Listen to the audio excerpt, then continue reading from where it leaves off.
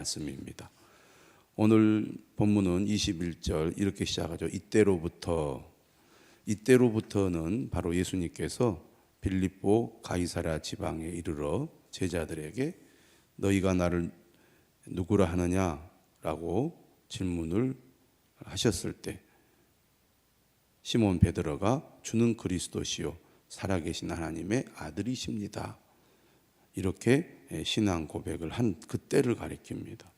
예수님께서 제자들이 갈릴리 사역을 통하여 예수님께서 그리스도시고 하나님의 아들이시라고 바르게 고백했을 때 이 반석 위에 내 교회를 세우겠다 이렇게 말씀하셨습니다.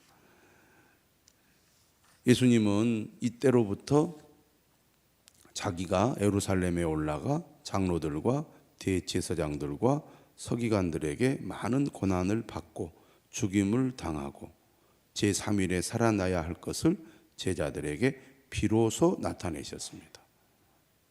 예수님 이 땅에 오신 목적, 계획, 하나님의 뜻이 무엇인지를 분명하게 말씀하셨다는 것입니다.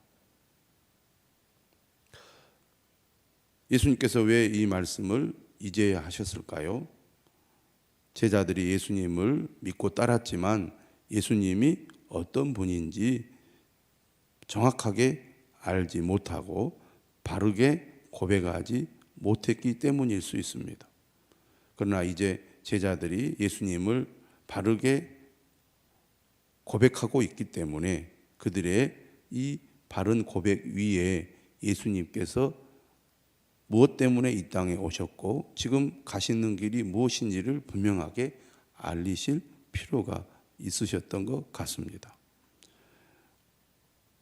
많은 고난을 받고 죽임을 당하고 제3일에 살아나야 할 것이다. 예수님이 이 땅에 메시아로 온 목적, 메시아의 정체성을 분명하게 말씀한 것이죠. 자, 그런데 오늘 22절에 베드로가 이렇게 합니다. 예수를 붙들고 항변하여 이르되, 항변한다는 것은 강하게 거부하는 모습을 가리킵니다.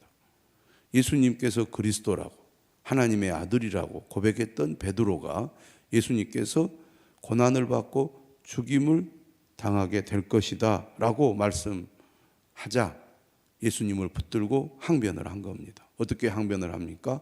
주여 그리 마옵소서, 그리 마옵소서. 이 일이 결코 주께 미치지 아니하리이다. 그래서는 안 됩니다. 그리고 이 일이 결코 주님께 일어나지 않도록 하겠습니다. 주님께 이런 일이 결코 일어나지 않을 것입니다. 베드로의 마음은 진실했을 것입니다. 지금까지 예수님과 함께 했던 베드로가 그의 스승인 예수님이 이런 일을 당할 것을 예상치도 못했을 뿐만 아니라 이런 일을 당하도록 결코 내버려두지 않겠다는 그런 각오와 결심을 보이고 있습니다. 그러자 예수님은 뜻밖의 반응을 보이시죠. 돌이키시면서 이렇게 말합니다. 사탄아 내 뒤로 물러가라. 너는 나를 넘어지게 하는 자로다. 분명히 예수님께서 베드로를 향하여 바요나 시모나 네가 복이 있도다. 이를 내게 알게 하니는 혈육이 아니요 하늘에 계신 내 아버지시니라. 이렇게 베드로를 칭찬했던 예수님께서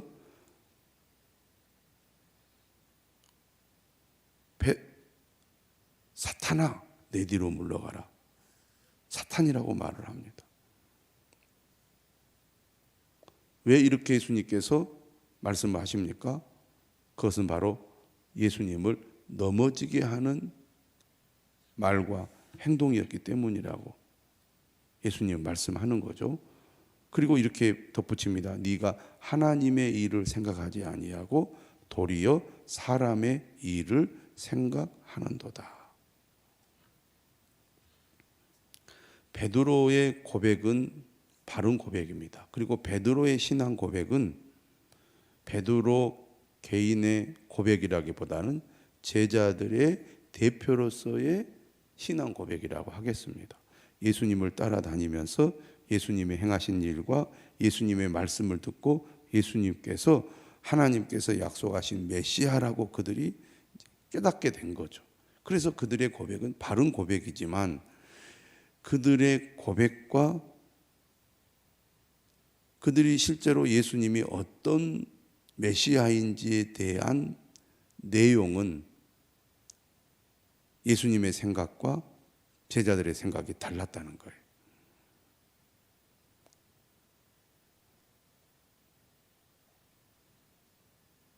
하나님께서 계획하시고 또 뜻하신 메시아와 제자들이 생각하는 메시아가 일치하지 않았다는 얘기죠. 오히려 하나님의 계획을 방해하고 걸림돌이 되는 행동을 베드로가 했기 때문에 예수님께서는 사탄아 내 뒤로 물러가라. 너는 나를 넘어지게 하는 자로다. 이렇게 말씀하고 있는 것이죠. 오늘 우리는 이러한 베드로와 예수님의 관계를 통해서 뭘 느낍니까? 주님을 향한 진실한 마음과 열심이 있다 할지라도 우리가 예수님을 오해하고 잘못 믿을 수도 있다는 얘기입니다. 내가 예수님을 이해한다고 말은 하지만 오히려 예수님을 넘어뜨리고 하나님의 일을 생각하지 않고 도리어 사람의 일을 생각하는 잘못을 저지를 수 있다는 것입니다. 반석이라고 칭찬을 받았던 베드로가 오히려 예수님의 걸림돌이 되고 있다는 얘기죠. 그러니까 우리는 하나님의 말씀에 묘사된 예수님, 그분이 어떤 분인지를 정확하게 알고 깨달아야 할 필요가 있습니다. 내가 내 생각대로 하나님은 이런 분이고 하나님은 이러한 것을 원하실 거야. 이렇게 내 생각대로 하나님을 규정하고 하나님의 뜻을 정의해서 행동을 한다면 내 의도나 내 마음과 달리 오히려 주님께 걸림돌이 되고 방해가 되는 잘못을 저지를 수 있다는 얘기죠. 예수님께서 오늘 자신이 가야 할 길, 자신이 이 땅에 오신 목적을 말씀하신 이유가 어디에 있겠습니까?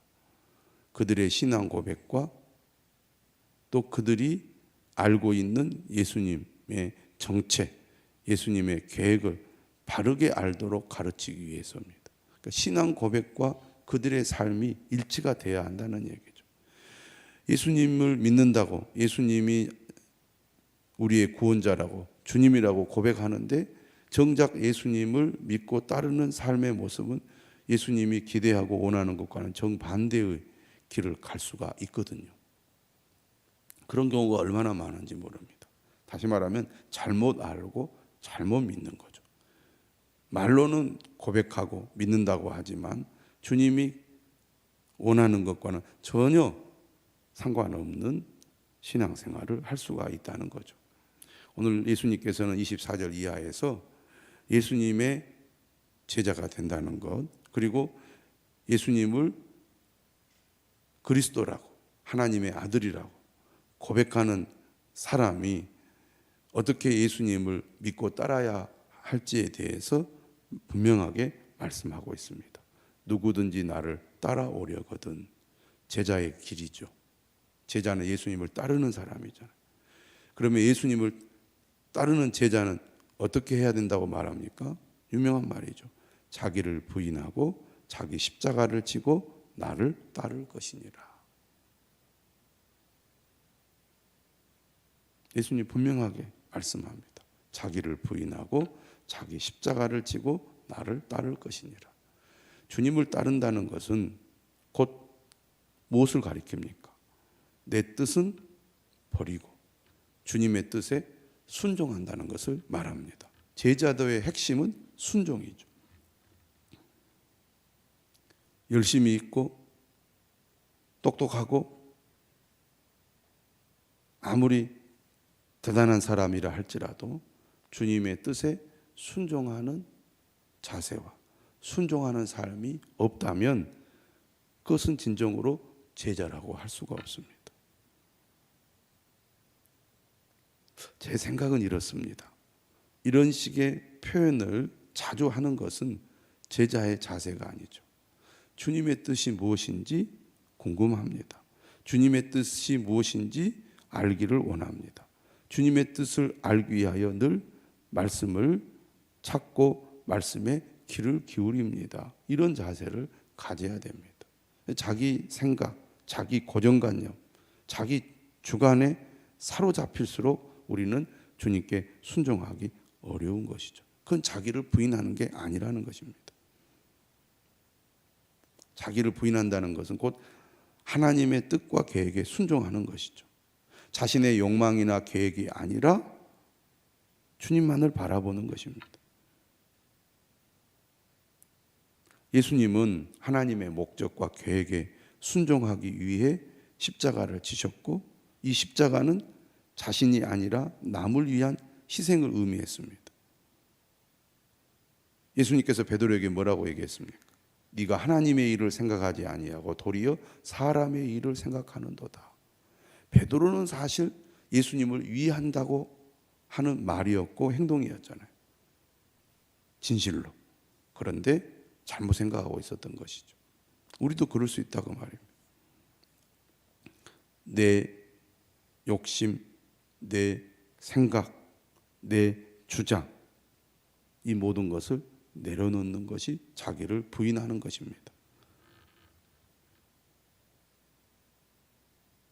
항상 주님이 먼저고 주님의 뜻이 먼저고 주님이 요구한 것이 먼저가 되어야 합니다. 그래서 갈라디아서 2장 20절에도 뭐라고 말합니까? 나는 십자가에 못 박았다는 겁니다. 나는 죽고 이미 없다는 얘기죠. 오직 내 안에 그리스도가 사신다고 고백하지 않습니까? 하나님의 일을 먼저 생각하는 삶, 이에 따라오는 고난을 기꺼이 감당하는 사람, 이 사람이 제자요. 자기를 부인하고 자기 십자가를 지고 주님을 따르는 것입니다. 자기 십자가를 진다는 것은 예수님께서 가신 고난과 죽음의 길을 나도 예수님을 위해 하나님의 뜻을 따르기에 기꺼이 가겠다는 것을 의미합니다. 사실 주님을 따른다는 것은 결코 쉬운 일이 아니죠. 그런데 예수님 뭐라고 얘기합니까? 25절에 누구든지 제 목숨을 구원하고자 하면 잃을 것이요. 나는 자기를 부인하고 자기 십자가를 지고 주님을 따를 자신이 없어. 그렇게는 못하겠어. 그런 마음으로 주님을 믿는다면 결코 구원을 얻지 못한다는 겁니다. 그러나 주님을 위하여 자기를 부인하고 자기 십자가를 지고 주님을 따르면 오히려 구원을 얻게 된다는 거죠. 누구든지 나를 위하여 제 목숨을 잃으면 찾으리라. 주님을 따르는 제자의 길, 바른 신앙 고백대로 사는 삶이 어려워 보이는 것 같아도 힘든 것 같아도 그것이 생명의 길이라고 말씀하고 있습니다. 26절에도 말하죠. 사람이 만일 온 천하를 얻고도 제 목숨을 잃으면 무엇이 유익하리요? 사람이 무엇을 주고 제 목숨과 바꾸겠느냐? 생명보다 더 귀한 것이 어디 있느냐? 그런 겁니다. 예수님이 말씀하신 생명은 단순히 육체적인 생명이 아니라 하나님이 주시는 영원한 생명을 가리키는 거죠.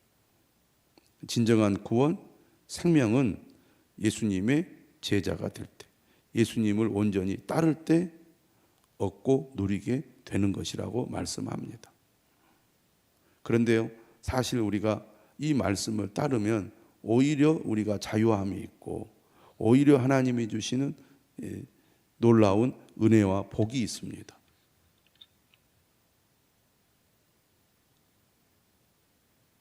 사람이 게으르면 행동에 옮기기가 어렵죠. 저 멀리까지 걸어갔다 오면 건강이 더 좋아질 겁니다. 아이고 피곤한데요.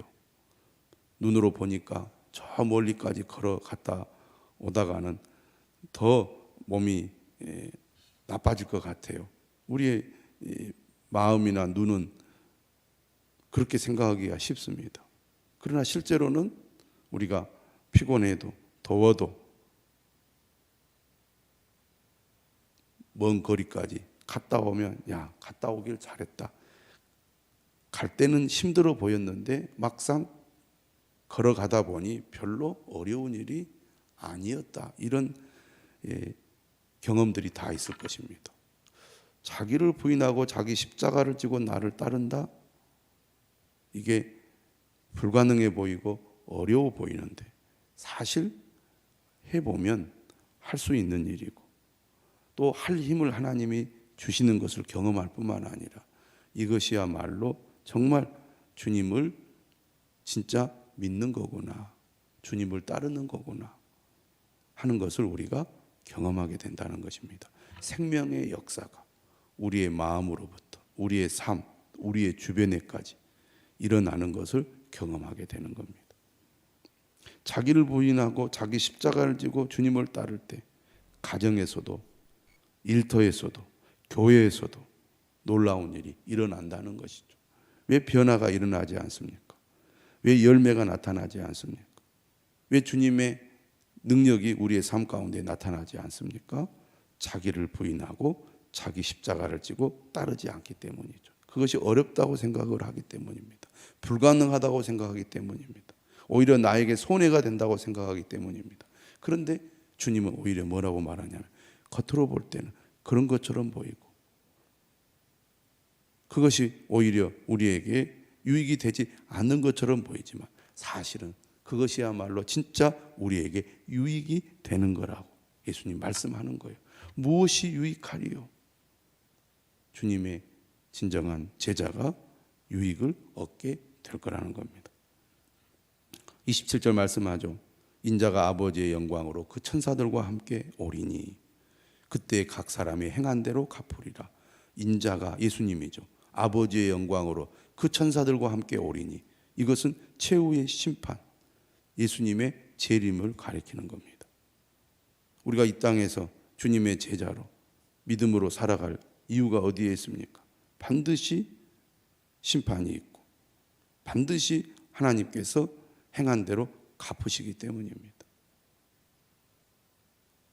우리가 믿음으로 제자의 삶을 살 때 하나님은 우리가 한 모든 일을 다 기억하시고 보상해 주실 것입니다. 28절 이렇게 얘기하죠. 진실로 너희에게 이르노니 여기 서 있는 사람 중에 죽기 전에 인자가 그 왕권을 가지고 오는 것을 볼 자들도 있느니라. 이 말씀이 무엇을 의미하는지 27절과 28절을 연결해 보면 예수님의 재림과 관련이 있는 것으로 이해할 수 있습니다. 하지만 여기에 죽기 전에라는 이 표현이 예수님의 재림을 가리킨다고 해석하기가 어려운 거죠. 여기 서 있는 사람 중에 죽기 전에 인자가 그 왕권을 가지고 오는 것을 볼 자들도 있느니라.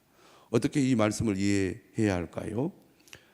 지금 제자들 가운데는 예수님의 재림을 이 땅에서 부분적으로 경험하는 사람들도 있을 것이다. 이렇게 해석해야 된다는 겁니다.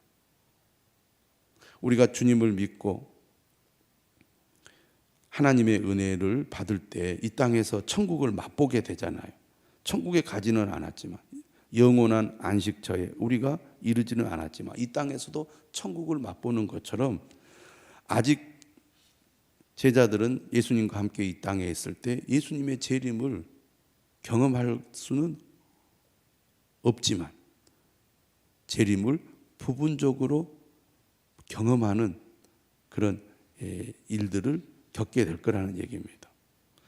그래서 이 28절의 일은 무엇을 가리켰느냐 여러 가지 해석이 있지만 그 중에 해석이 바로 내일 본문에 있는 변화산 사건을 가리킨다고 해석을 합니다.